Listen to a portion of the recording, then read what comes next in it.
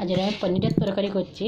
পনির পোস্ত, এখানে নিয়েছি 250 পনির, আর এইটা আমি পোস্ত বেটে নিয়েছি বড় 2 চামচ।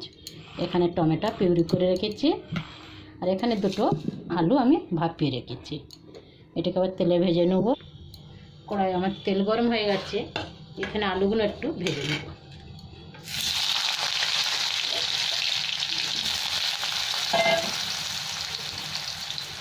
অল্প একটু হলুদ দিয়ে দিলাম আলুর উপরে, আর একটু নুন দিয়ে দিলাম, তাহলে ভাজাটাও ভালো হয় আর কালারও খুব সুন্দর এসে যায়।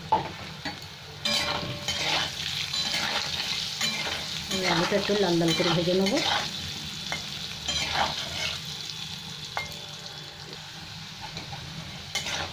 এখানে আমার আলু ভাজা হয়ে গেছে, ভাজা আলুটা উঠিয়ে নিচ্ছি। তেলের মধ্যে পনিরগুলো ভেজে নেব।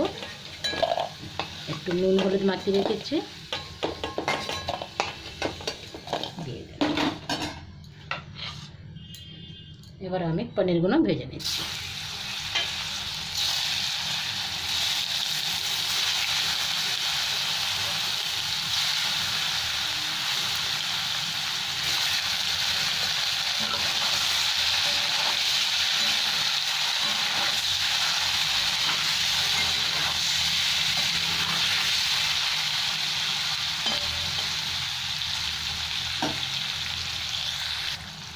এখানে আমার পনির ভাজা হয়ে গেছে, সব এবার উঠিয়ে নিচ্ছি।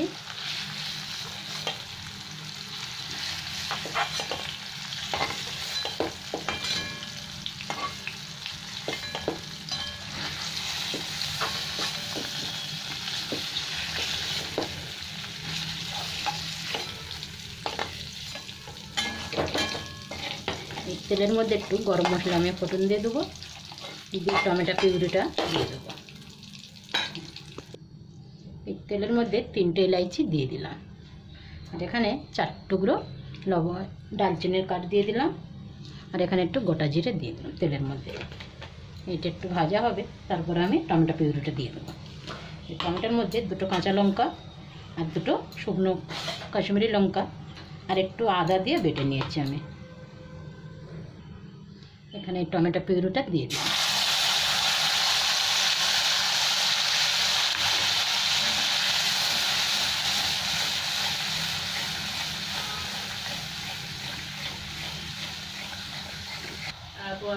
এখানে আমি মশলাটা ভেজে নিচ্ছি, তেল আমার ছেড়ে দিচ্ছে। এবার আমি পোস্তটা দিয়ে দিলাম।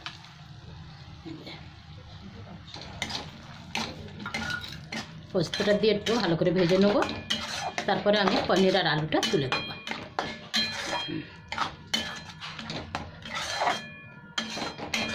এখানে কিন্তু আর কোনো মশলা আমি দিইনি।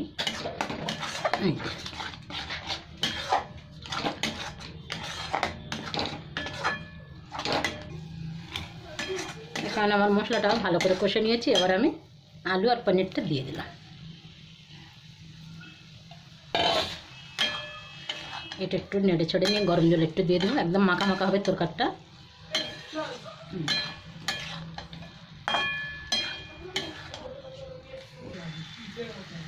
অল্প একটু জল দিয়ে দিলাম।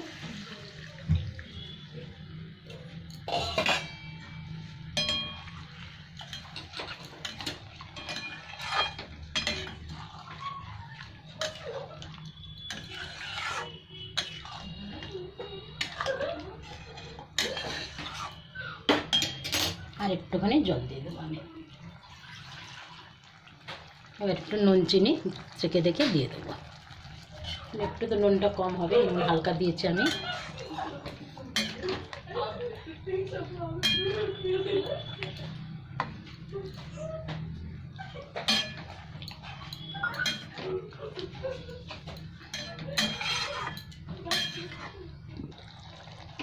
এখানে আমার পনিরের তরকারিটা হয়ে গেছে, একটু গরম মশলা দিয়ে দিলাম, দিয়ে গ্যাসটা বন্ধ করলাম।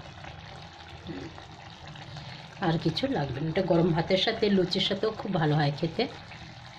এটা হয়ে গেছে। আপনাদের যদি ভিডিওটা ভালো লাগে তাহলে অবশ্যই লাইক, সাবস্ক্রাইব, কমেন্ট, শেয়ার অবশ্যই করবেন। ধন্যবাদ।